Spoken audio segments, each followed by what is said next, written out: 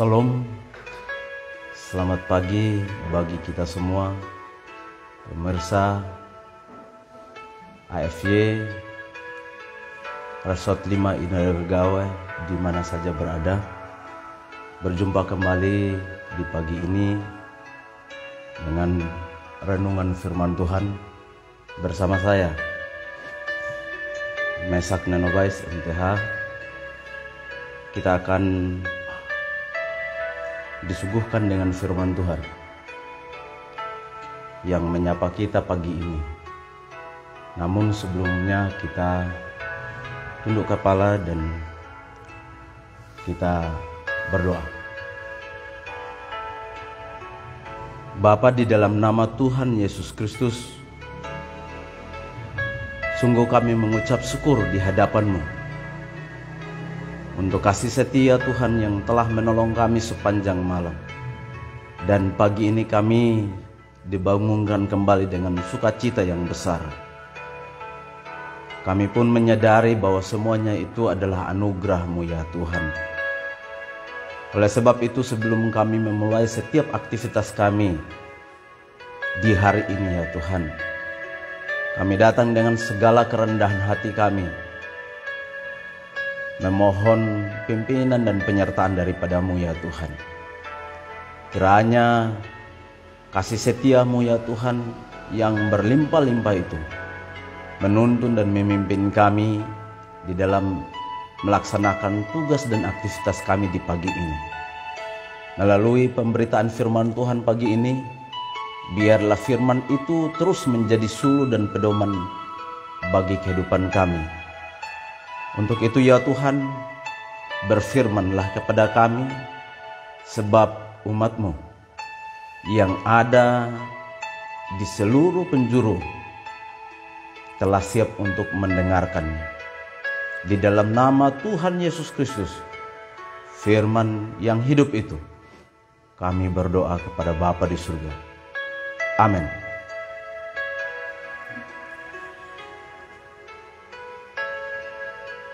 Baik, Bapak, Ibu, saudara di mana saja berada, firman Tuhan yang menyapa kita pagi ini terdapat di dalam Kolose pasal yang kedua, ayat yang ke-6 hingga sampai ayat yang ke-7. Saya akan membaca untuk kita semua di dalam bahasa Indonesia dengan Lembaga Alkitab Indonesia memberikan judul pada perikop ini, kepenuhan hidup di dalam Kristus. Demikian bunyi firman Tuhan pada ayat yang ke-6 dan ke-7. Kamu telah menerima Kristus Yesus, Tuhan kita, karena itu hendaklah hidupmu tetap di dalam Dia. Hendaklah kamu berakar di dalam Dia dan dibangun di atas Dia. Hendaklah kamu bertambah teguh dalam iman yang telah diajarkan kepadamu, dan hendaklah hatimu melimpah dengan syukur. Demikian pembacaan firman Tuhan untuk kita di pagi ini, dan berbahagia bagi kita semua yang telah mengikutinya. Terpujilah Kristus yang empunya firman ini. Di dalam firman ini, saya memberikan tema kecil bagi kita untuk pagi ini, hidup yang bertumbuh dalam Kristus. Bapak, Ibu, pemirsa di mana saja berada yang dikasihi Tuhan, hidup yang bertumbuh di dalam Kristus tentunya dikehendaki oleh Tuhan. Kekristenan bukan merupakan teori belaka. Kekristenan perlu diwujudkan dalam seluruh aplikasi kehidupan kita, di mana saja kita berada. Oleh sebab itu, kekristenan bukan slogan saja, tetapi kekristenan itu dapat dilihat, dapat dinilai dari setiap tutur kata kita, pikiran kita dan perbuatan kita. Oleh sebab itu maka pagi ini firman Tuhan yang boleh menyapa kita, mengingatkan kembali kepada kita bahwa setiap orang yang percaya, yang telah menerima Kristus, Tuhan, ini menghendaki kepada kita bahwa kita yang telah mengaku dengan mulut kita dan percaya di dalam hati kita bahwa Yesus Kristus adalah Tuhan dan Juru Selamat pribadi, yang bukan oleh kekuatan dan bukan oleh logika pemikiran IQ kita menerima Dia, tetapi oleh karena pekerjaan Tuhan yang besar itu menarik kita kepada Kristus yang telah menerima Dia sebagai Tuhan dan Juru Selamat. Hendaklah wujudkan kehidupan Kristus itu di dalam kehidupan kita hari lepas hari. Oleh sebab itu maka dikatakan di dalam ayat yang ke-6, kamu telah menerima Kristus Yesus, Tuhan kita. Ini merupakan kata kerja yang digunakan untuk menjelaskan kepada kita beberapa hal penting di dalam kehidupan kekristenan itu. Mengaku dan percaya kepada Kristus bukan slogan, tetapi juga dipraktekkan dalam kehidupan kita. Oleh sebab itu maka seseorang yang percaya kepada Kristus Yesus boleh menyambut Dia di dalam seluruh kehidupan ini, dan seluruh kehidupan ini di dalam pikiran, perkataan dan perbuatan itu harus seimbang dengan perkataan dan perbuatan yang kita lakukan. Dengan demikian maka jemaat yang ada di Kolose yang tadinya mendengarkan Injil melalui khotbah Epafras, mereka segera menerima Kristus dan percaya kepada Kristus. Menunjukkan bukan semata-mata mereka percaya oleh karena mereka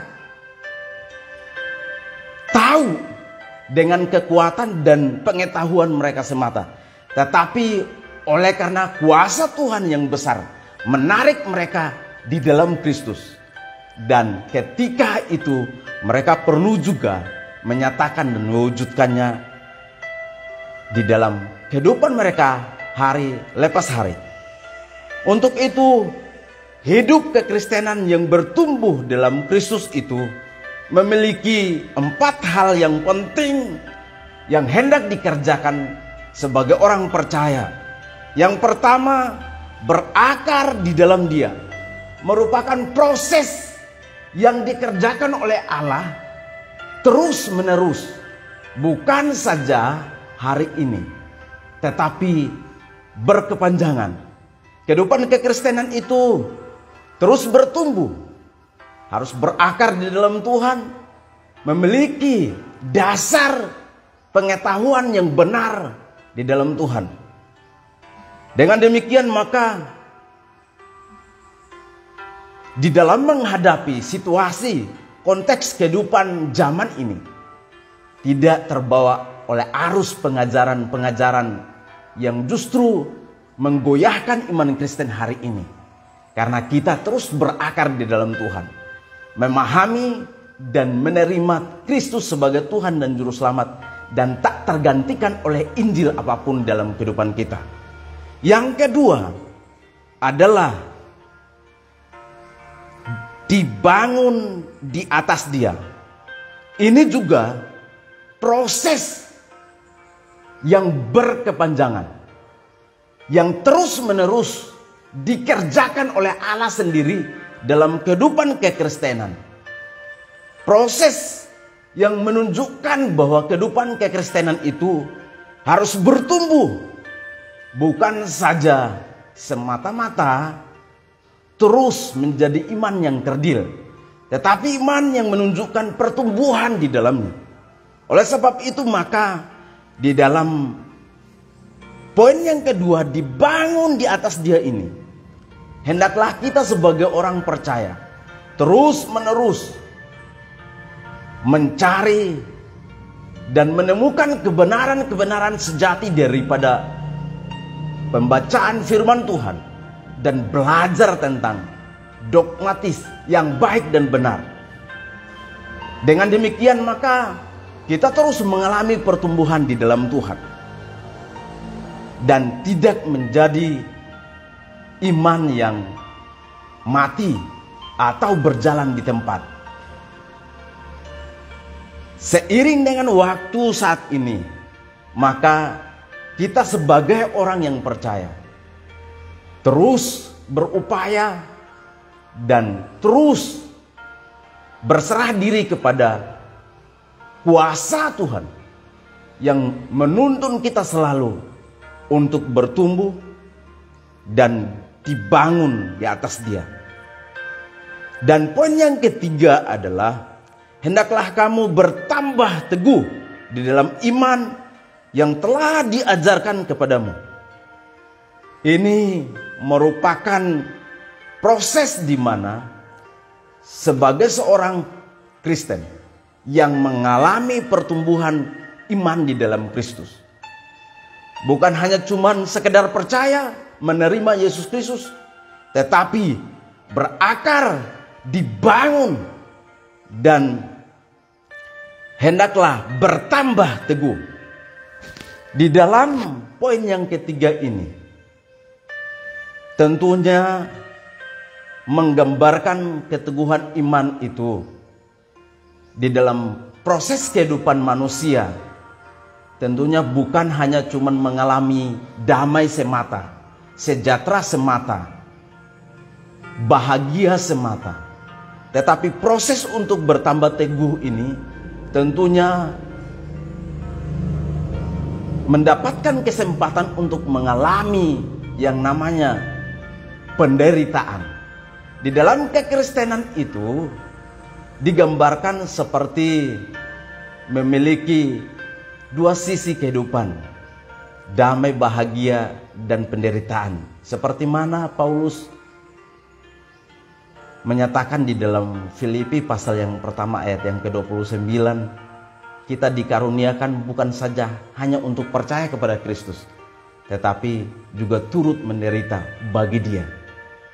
Dengan demikian maka proses untuk bertambah teguh di dalam Kristus yang pastinya tidak terhindari dari penderitaan, cobaan, tantangan. Oleh sebab itu dengan cobaan tantangan yang kita alami itu justru menimbulkan ketekunan di dalam Tuhan.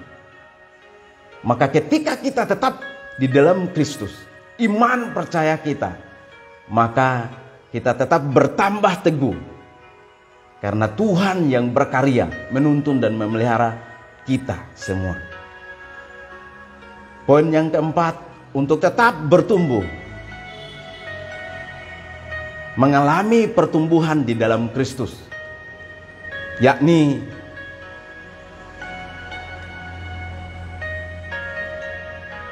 hendaklah hatimu berlimpah dengan syukur.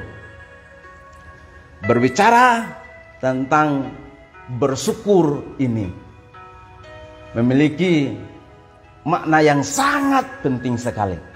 Oleh sebab itu Bapak Ibu saudara yang dikasihi Tuhan, kehidupan kekristenan juga tidak terlepas dengan rasa bersyukur. Oleh sebab itu maka di mana saja Bapak Ibu saudara berada, kita tetap bersyukur dalam segala hal.